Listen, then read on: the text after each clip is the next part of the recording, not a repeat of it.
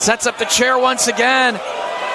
Keep your eye on Sabu. No. Off the chair. Oh! Into the barbed wire he goes. Trapped. And into a barbed wire net on that side of the ring as well. Wire between the ring posts. Looking to send Sabu into it. Oh, no! First and Stop! to the floor. Goes Sabu. No. So much momentum. Went crashing to the floor hard. Screaming in agony. Chair on Janela repeatedly.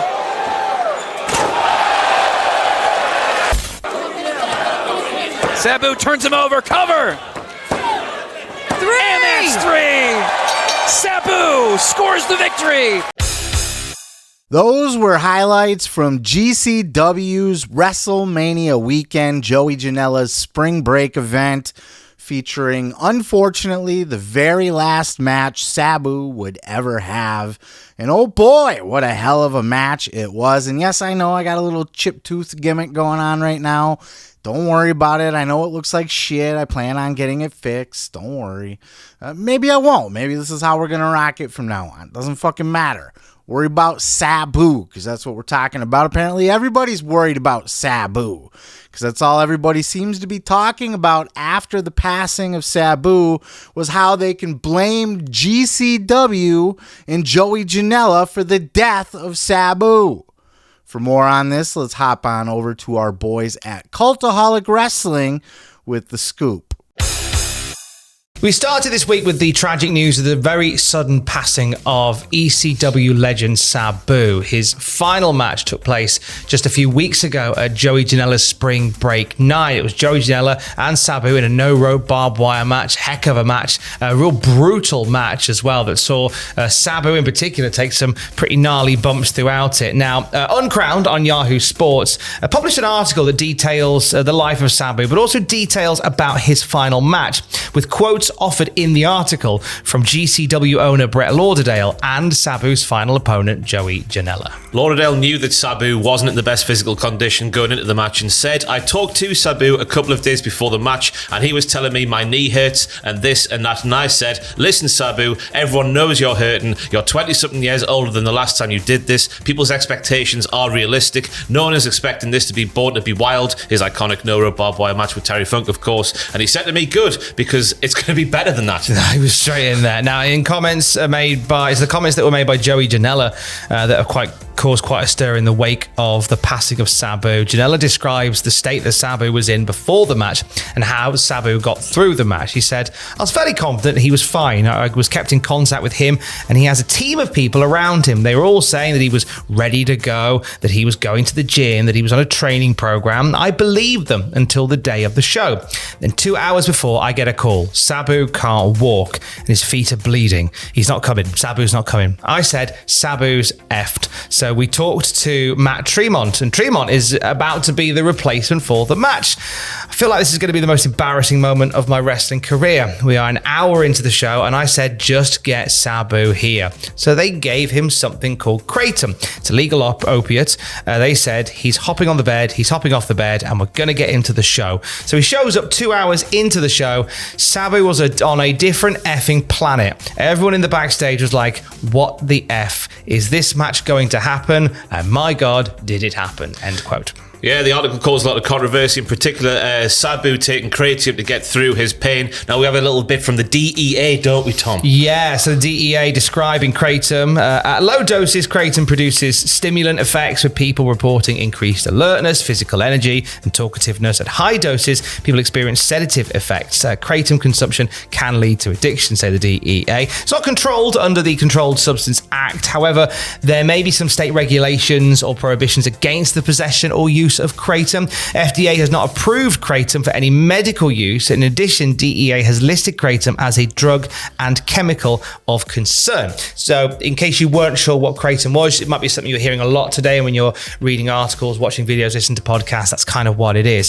Since this article came out and since the backlash online, there's been two statements. The first was from Brett Lauderdale, the owner of GCW. Yeah, he says, in the months leading up to the match, I told him repeatedly how much I believed in him and how excited I was was for him to finally get his flowers and be celebrated the way he has earned and deserved. He was both nervous and excited, but determined to give the fans one last Extreme performance to remember. Any suggestion that I or GCW or Joey Janela forced him to do this match, supplied him with substances, or somehow caused his death is irresponsible, disingenuous, hurtful, and false. It's upsetting and discouraging to see people so eager to cast judgment without knowing the facts. I would never knowingly put someone who I believed in was a danger to themselves or others in the ring, and my track record shows this to be true. I have pulled people in public and in a public and painful manner from big matches before, sometimes literal moments before a match was about to begin, and I would do it again if I had to. He goes on to say, I spoke to Sabu moments before the match, and he was Sabu. He was the same Sabu I had encountered in years past when I participated in matches as a referee and later as a promoter. He was the same Sabu I met with the following day at WrestleCon, the same Sabu that made multiple appearances on podcasts and at conventions in the weeks that followed. The truth is, Sabu lived a hard life, both in and outside the ring. He was fearless and reckless, qualities that both endeared him to millions and made us worry about him at the same time. Decades of Extreme took its toll, and no matter what we want to believe, nobody is immortal. While Sabu will live forever, Terry Brunk will not, and unfortunately his time has finally come. It's sad, and my heart goes out to his friends and family, and I join them in mourning his loss. I feel lucky and blessed to have known him, and I am proud to have been able to host his final match. So there you have it. That is the story from both Joey Janela and Brett Lauderdale. Of course, this will not stop stupid, dumbass Mark fans who think they know everything, get a little bit of information, then they go online and say, oh, GCW killed Sabu. They fed him drugs, forced him to get into a match that ended up killing him, ending his life a month later. Go fuck yourself. All right, first things first, let's address this from all angles, okay? First one, they had a replacement for Sabu. Sabu had a tendency to no-show shit. As they said, he no-showed his fucking Hall of Fame induction, okay? So they had a plan B. They had somebody else already ready to go when they got the word that Sabu wasn't going to be physically able to compete. Secondly, nobody forced drugs on Sabu. Certainly not Joey Janela or Brett Lauderdale of GCW, right? Whoever was handling Sabu at the time, taking care of him, taking care of his bookings, gave him drugs to get him up and running into the event. Now, you could take a look at that and say that's pretty unethical. Of course, a lot of you people don't know Sabu. I have been in a locker room with Sabu, okay? Shared a doobie with Sabu. I don't know him well. I didn't know him well. We weren't buddies or nothing, but I have smoked weed with the guy, and let me fucking tell you, you don't need to force drugs on Sabu, okay? Some people like drugs. Sabu was one of those people that likes drugs. You don't need to force anything on him. Also, Kratom, not illegal. It is an over-the-counter herbal fucking supplement gimmick that's basically like an opioid. Yes, it is FDA regulated, and yeah, at some point they may decide that it could be illegal. But it's, at this point, it's an over-the-counter, just a different option to opium. I've taken it before. It didn't work. I didn't like it. My body doesn't react well to opioids, which is a good thing because God knows I love drugs, right? I smoke of the weed. I love a good bag of mushrooms. I'll drop a tab of acid just fine. I stay away from the crackhead, meth head stuff because that just ruins your life and all of that. But opioids, you know, I've tried them from time to time, and they always made me nauseous and throw up even the tiniest little bit. I've seen fucking 80-pound girls take handfuls of Vicodin, and I could take like a half of one and puke all over the place. So it wasn't for me.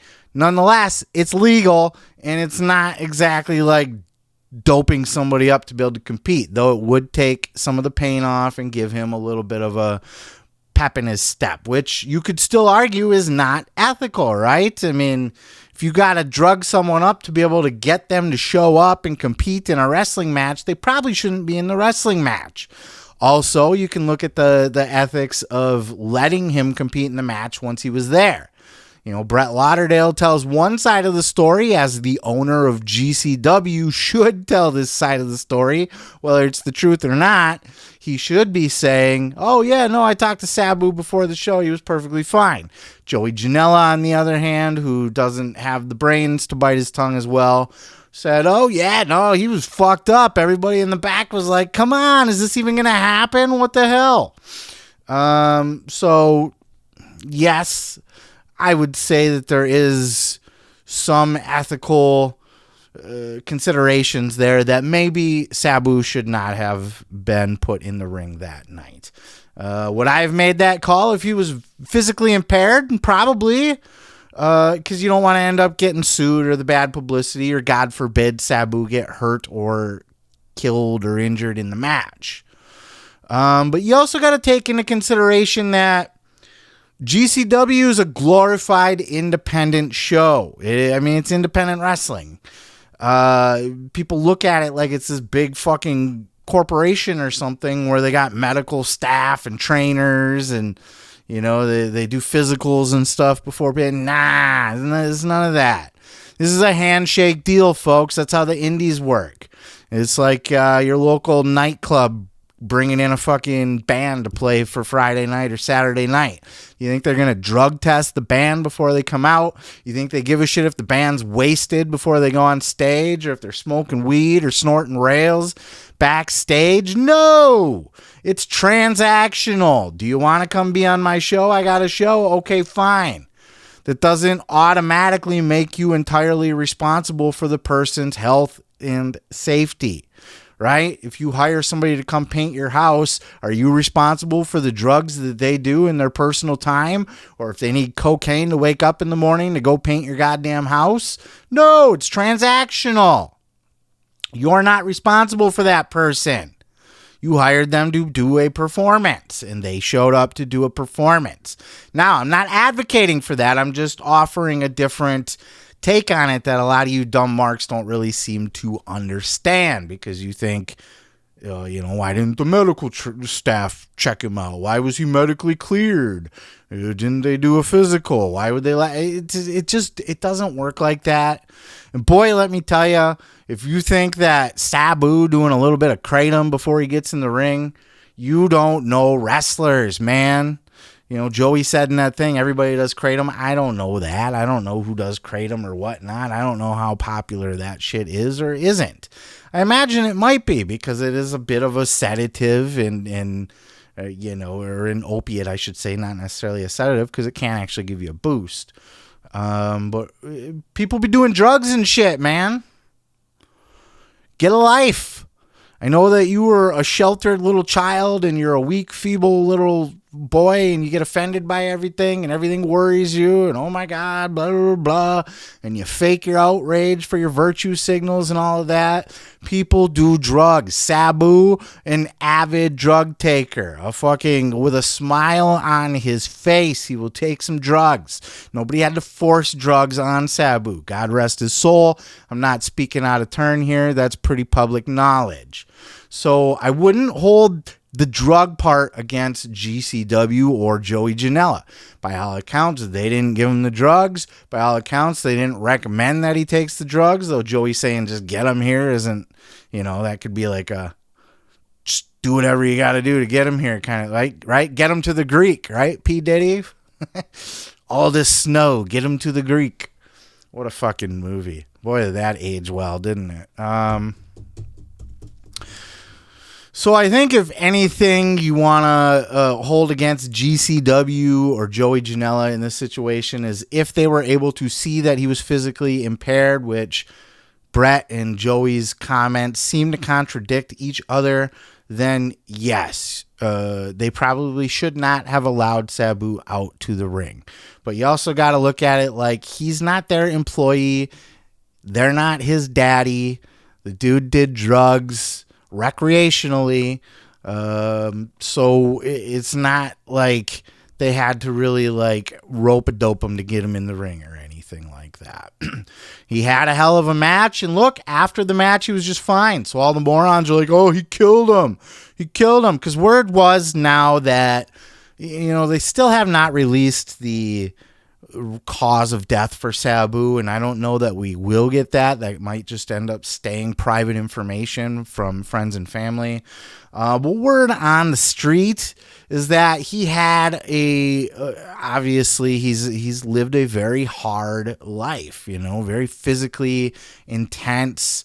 And he's not the kind of guy that would go to the hospital to get fixed up after everything, He just rub some dirt on it and walk it off, right? Squirt some super glue in the cut, call it good. Doesn't fucking matter. Tape it up. Come on, let's go.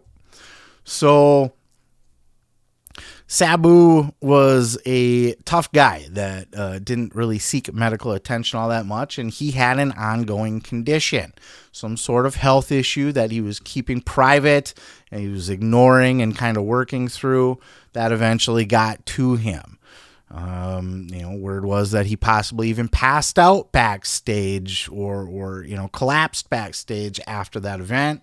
But that's also, that could also just happen because he's in a fucking, barbed wire death match at 60 years old. And I don't want to hear that, he shouldn't have been in that match. Shut the fuck up. Shut up. Wrestlers will wrestle. That's all they want to do. That's his passion. That is the love of his life. He literally said, I wish I died in that ring. The old Randy the Ram thing. Ric Flair has said the same thing. And though other wrestlers may have not said it publicly, I could almost guarantee you that a lot of wrestlers would love to die in the ring. Maybe not like Owen Hart or something, but because that's what they love to do. It's not good for the promotion or anything. It's bad PR and all of that. But think about yourself. Do you want to die miserable in your bed, fucking sick and rotting and all of that stuff? Or do you want to die doing something that you love, that you're passionate about, right? You want to go out doing something that meant something to you. It's stupid, we don't want him to die in the ring, but for fuck's sakes, you quit holding GCW and Joey Janela responsible for the choices that a grown-ass man like Sabu makes, especially a grown-ass man who, one, probably needed the goddamn money. Sabu wasn't exactly well off. Two, he wanted to probably be there and do it. I mean, he does no-show events and that sort of thing, so it is a crapshoot whether he actually wants to be somewhere or not at any given point. But by all accounts, he had a tremendous time doing that match. And he wanted to deliver, knowing that it would probably be his final match, which it was. I see, oh my God, why you let this old man fall in the bar? Shut up. Shut up. It's his art. It's his choices. Nobody forced him to do anything. Nobody said, now listen here, Sabu, take these drugs, go out there, and I need you to roll around in that barbed wire. God damn it. Make me some money, you fucking pig. It doesn't work that way. It's not WWE. Right? You don't fucking drug the guy to come paint your house and force him to fucking climb up on the ladder when he can barely walk. He does that on his own because he likes to paint houses and he needs to make money. Blah, blah, blah. I'm not saying that it's right. I'm saying that if Brett Lauderdale or Joey Janela noticed that Sabu was physically impaired, on drugs, clearly incapable of performing in this match, he should have been pulled from the match. As Brett said, he's pulled people before, so had he noticed, he would have done that. Though I would imagine being WrestleMania weekend, being a highly advertised match, I can also see that they would have really, really wanted Sabu to make that one. But it's not on them, guys. You got to let that go. You got to let it go. You got to quit. Because, first of all, you don't know what the fuck you're talking about. As I explained, you don't know Sabu. You don't know drug culture. You don't know independent wrestling culture. You're virtue signaling. You're just taking a little bit of information and running with it and getting all indignant about it. Oh, and wrestling fans are the worst for this. God, they get indignant about everything. Everything's offensive. I've never met a group of more whiny ass bitches than wrestling fans. No offense. Not you guys. You watch my channel, right? You know, obviously you don't get offended too easy unless you just stumbled across this video in case, hi, how you doing? Welcome to my channel. But, you know, have a little bit of thick skin, man, and live a little. Go outside your fucking perfect little suburban bubble and learn a little bit about life, right? Have you ever been on the streets and involved with drug cultures? Have you ever been to a drug dealer's house? Have you ever been sketched out? Have you ever done that? I'm not saying that's cool or whatever. What I'm saying is you don't understand. You don't understand. You don't understand what it's like for somebody that wants to do drugs, likes to do drugs. He will get his own drugs. You don't have to force them on him. I assure you, Sabu is not a victim here. You know, now if his family or somebody wants to press charges, if they really feel like there was some sort of damage done here, they could certainly, that's their prerogative to try to push this. But I don't think that's the case, man. Sabu did drugs his whole life. He was in pain and agony and barely able to walk and move for many, many years as it was. I mean, fuck, man, on the shows that he was on that I was on, the guy was in pain and moving around gingerly and stuff. That's just old crippled ass wrestlers. Doesn't mean that they don't belong in the ring anymore. Who are you to tell them they can't earn a living anymore? What's Sabu gonna go do? Bag groceries at the grocery store, you fucking dumbass? He's the homicidal, suicidal, genocidal, death-defying hardcore legend. He's going to be that to his bitter end, and that's what he was, and he did it his way. And he's at peace now. Leave him the fuck alone. Leave him the fuck alone. And quit being indignant and virtue signaling and trying to claim victimhood for him and point the fingers at everybody else. The guy lived a hard life, a physical life, a full life. He died doing what he loved. And he died a month after. If he died in the ring, we could have a different conversation here, right? But he died a month after. What are you going to say? Oh, he died because of his injuries. And what injuries from the match? Oh, my God. Sabu fell through barbed wire. He took a hard bump onto the floor. Have you ever watched a Sabu match? Oh, he fell into barbed wire. How dare. He's probably died a month later because of that. Shut the fuck up. Shut up. The dude had health issues. He succumbed to his health issues. Let the man rest in peace and leave GCW alone. Leave Joey Janela. Well, maybe not leave Joey Janela alone. Joey Janela always deserves your criticism because he's quite the douchebag. And, you know, his comments contradicting. I'll give you this. I will give you this of all things.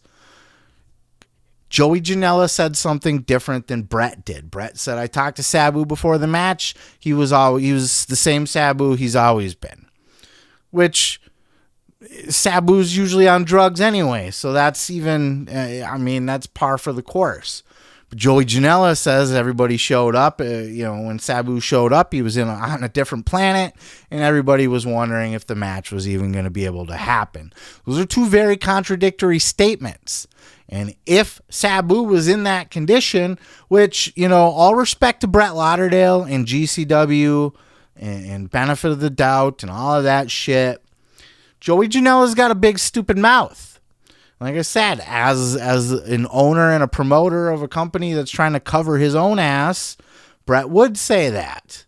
Joey, on the other hand, isn't smart enough to bite his tongue on stuff like that. So I would actually tend to believe that it's possible Sabu showed up on another planet and probably not able to compete perfectly. But he did.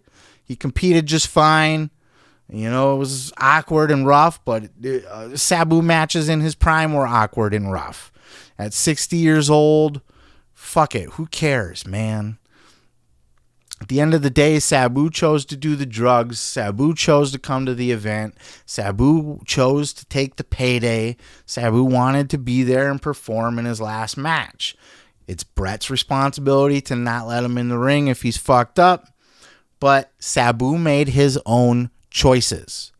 So please Stop saying stupid shit on the internet. You guys don't know what you're talking about. You get a little bit of information and you take it and you run with it and you make a big indignant deal out of it. You make a big show of it to get yourself over as this virtue signaling fucking, oh, poor Sabu. Nobody in their life ever said poor Sabu, right? He's a grown-ass man who makes his own choices. Go fuck yourself. At the end of the day, rest in peace, Sabu, man. Can we just let this rest? The guy had a match a month ago. It clearly did not lead to his death. If his family feels otherwise, because we don't know the cause of death. But, you know, Sabu made multiple appearances since. He's talked. He's said he loved the match. He had fun with it. You know, he's seemed perfectly normal after that. It's not like he bonked his head off the cement floor and ended up in a coma and then died fucking 3 days later. That's not how that worked. So you guys are just talking out of your ass. You have no idea what you're talking about. Shut the fuck up. That's my piece, though. I would love to hear your thoughts down in those comments below. While you're there, hit that subscribe button if you like my abrasive delivery here, because I am not for the snowflakes in professional wrestling, as you can clearly see. But if I am your cup of tea, I would love to earn your continued views and your subscription. Peace, love, and pizza. I am your boy, Seth Grimes, and we'll catch you in the next video. Ooh, yeah. Thanks for checking out the video. You can check out more great clips by hitting that subscribe button below. Yeah. While you're there, don't forget to leave a comment.